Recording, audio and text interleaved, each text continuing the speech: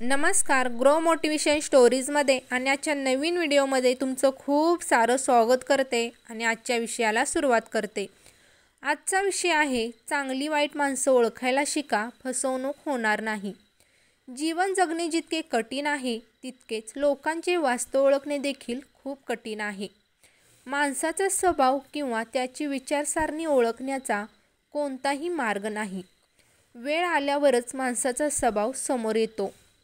त्या व्यक्तीचे खरे व्यक्तिमत्व किंवा त्याचे सत्य देखील समोर येऊ लागते.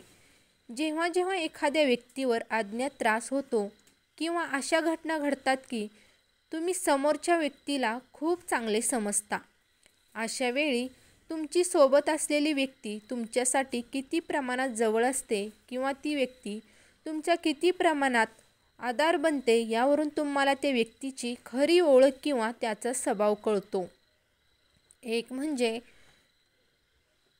त्याच्या वाईट गोष्टीबद्दल बोला. एखादी व्यक्तीची चाचणी घेण्यासाठी प्रथम त्याच्याशी बोला.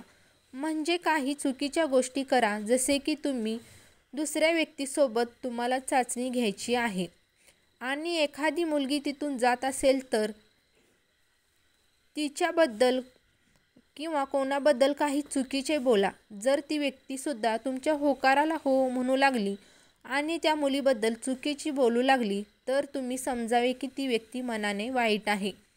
आणि जर ती व्यक्ती तुम्हाला त्या मुलीबद्दल चुकीचे बोलते वेळी जर त्यामध्ये व्यत्यय आणत असेल तर समजून घ्या की ती व्यक्ती मनाने चांगली आहे. दुसरं म्हणजे प्रामाणिकपणा आणि अप्रामाणिकपणा समजून घ्या. आता समजा तुमच्या औषधाचे दुकान आहे आणि तुम्ही तुमच्या मदतीसाठी एक व्यक्ती नेमली आहे आणि तुम्हाला त्याची चाचणी घ्यायची आहे की ती व्यक्ती प्रामाणिक आहे की बेईमान. तुम्ही त्याच्यासाठी एक काम करा की तुम्ही त्याला 1000 आणि 100 रुपये द्या आणि म्हणा की हे घ्या 1000 रुपये आणि माझ्या घरी जा आणि माझ्या पत्नीला दे.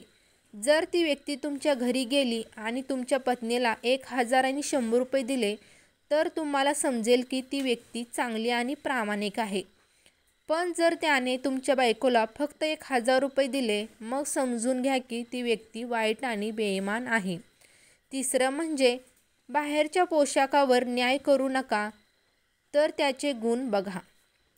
एखाद्या व्यक्तीला न्याय देण्यासाठी त्याचा बाह्य पोशाख चांगला आहे की वाईट याने काही फरक पडत नाही, परंतु त्याच्या अंतःकरणातील चांगुलपणा किंवा वाईटपणा महत्त्वाचा आहे. जर एखादी व्यक्ती चांगले कपडे घालते, मोठ्या घरात राहते, मोठ्या कारमध्ये प्रवास करत असते, असे आहे की ती व्यक्ती चांगली असेल. कदाचित त्याने काही वाईट काम करून किंवा रात्रदिवस मेहनत करून हा पैसा कमावला असेल. आणि आणखी एक व्यक्ती असेल ज्याला घालायला चांगले कपडे नाहीत, त्याचे घर छोटे आहे, तो दिवस रात्र कष्ट करतो आणि जगण्यासाठी तो जे काही कमवतो ते लहान मुलांमध्ये वाटून टाकतो. चौथं म्हणजे काड्या करणाऱ्याला ओळखा. जर कोणी तुमचे वाईट केले, इकडे तिकडे बोलत असेल तर समजून घ्या की ती व्यक्ती बरोबर नाही. तो नक्कीच तुमच्याबरोबरच इतरांचेही वाईट करत असेल. पाचवं म्हणजे खोटे पकडा.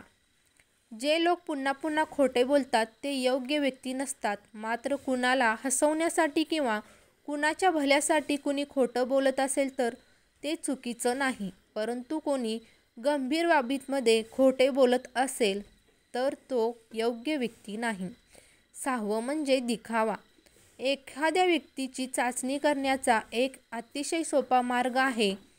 जर कोणी अनावश्यकपणे दिखावा केला, स्वतःची प्रशंसा केली, स्वतःबद्दल मोठे बोलते तर समजा की ती व्यक्ती बरोबर नाही. सातवं म्हणजे मूर्ख बनवणे. इतरांना मूर्ख बनवणारी व्यक्ती खूप वाईट व्यक्ती आहे आणि तुम्ही अशा वर्तमान लोकांपासून जितक्या लवकर दूर व्हाल तितकेच तुमच्यासाठी चांगले होईल, कारण तो तुम्हाला कधी फसवू शकतो कोणास ठाऊक. आठवं म्हणजे नियंत्रित करण्याचा प्रयत्न करतात. वाईट लोकांची सर्वात मोठी ओळख ही आहे की ते नेहमी तुमच्यावर नियंत्रण ठेवण्याचा प्रयत्न करतात. ते अशा प्रकारे बोलतील की तुमचा त्याच्या बोलण्यावर पटकन विश्वास बसेल. आणि तुम्ही ते सांगतील तसे करता, ते तुमच्यावर नियंत्रण ठेवण्याचा विचार करत आहेत हे तुम्ही स्वतः समजून घेतले पाहिजे. 9 म्हणजे सर्वांचे लक्ष वेधण्याचा प्रयत्न. जे लोक केवळ बाहेरून चांगले असतात ते नेहमी लोकांचे लक्ष त्यांच्याकडे वेधण्याचा प्रयत्न करतात. सर्वांचे लक्ष त्यांच्याकडे वेधण्यासाठी तो काय करेल यावरच त्याचे लक्ष असते. 10 म्हणजे नेहमी स्वतःला बरोबर सिद्ध करतात. जे लोक आतून वाईट असतात ते नेहमीच आपले सर्वोत्तम सादर करण्याचा प्रयत्न करतात. वादविवाद झाला तरी ते स्वतःला बरोबर आणि इतरांना चुकीचे दाखवण्याचा प्रयत्न करतात. अशी व्यक्ती दिसली तर सावध व्हायला हवे. 11 म्हणजे त्याचे शब्द नेहमी खोटे असतात.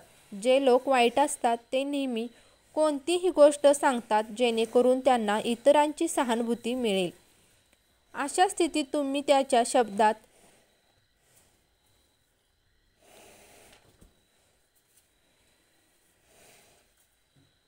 उतरला, परंतु अनेक वेळा तुम्हाला त्याचे सत्य इतरांकडून कळले, त्यामुळे तुमच्या भावना दुखावल्या जातात. 12 आणि महत्त्वाचं म्हणजे निष्कर्ष. तर मित्रांनो, हे असे काही मार्ग आहेत ज्याद्वारे तुम्ही कोणत्याही व्यक्तीची परीक्षा घेऊ शकता. इतरांमधील दोष शोधण्याबरोबरच तुमचे दोष देखील दूर केले पाहिजेत. एखादी व्यक्ती चांगली आहे की वाईट याची चाचणी कशी करायची? तुम्हाला कोणत्याही व्यक्तीची चाचणी घ्यायची असेल तर तुम्ही या पद्धती अवलंबल्या पाहिजेत. तुम्हाला व्हिडिओ कसा वाटला ते कमेंट बॉक्समध्ये नक्की सांगा. तुमच्या मित्रांसोबत शेअर करा आणि चॅनलला सबस्क्राईब केलं नसेल तर सबस्क्राईब करायला विसरू नका. धन्यवाद.